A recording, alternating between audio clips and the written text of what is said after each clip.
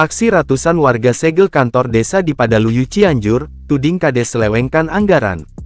Ratusan warga mendatangi dan menyegel kantor desa Padaluyu, Kecamatan Cikadu, Kabupaten Cianjur, Jawa Barat. Aksi tersebut dilakukan karena warga geram dengan kinerja kepala desa. Kekesalan warga memuncak setelah mencuatnya dugaan menyalahgunakan dan tidak menjalankan program berdasarkan anggaran dana desa. Ratusan warga pun menuntut kepala desa mundur dari jabatannya. Aksi warga tersebut direkam kamera telepon genggam. Videonya viral dan beredar di sejumlah media sosial. Camat Cikadu, Budiman, membenarkan adanya aksi ratusan warga yang mendatangi kantor desa Padaluyu dan melakukan aksi penyegelan. Sebelum aksi penyegelan kantor desa itu, awalnya Forkopimkam Cikadu telah menjadwalkan audiensi antara masyarakat dan kepala desa Padaluyu. Namun yang bersangkutan tidak hadir, karena sedang ada di luar kota, ucap Budiman saat dihubungi, Senin, tanggal 30 Desember tahun 2024. Imbasnya, masyarakat yang menghadiri audiensi tersebut merasa kecewa sehingga langsung melakukan aksi penyegelan kantor desa. Ratusan warga itu menyegel kantor desa dengan papan kayu, dan mengecatnya bertulisan kantor ini disegel warga, ucapnya.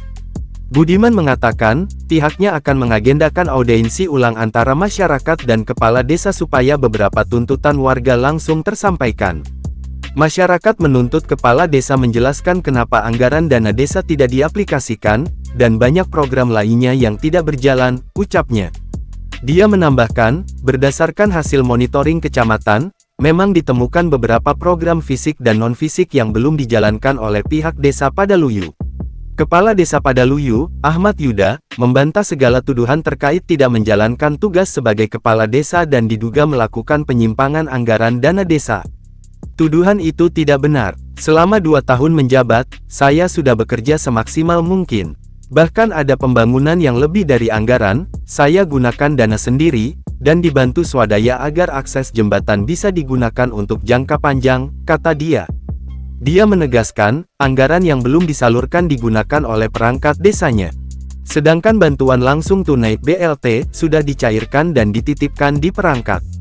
Namun yang terjadi di lapangan, BLT tersebut tidak dibagikan, termasuk anggaran lainnya pun seperti itu. Bahkan perangkat desa tersebut sudah mengundurkan diri sejak beberapa pekan lalu tanpa sepengetahuan saya, ucapnya.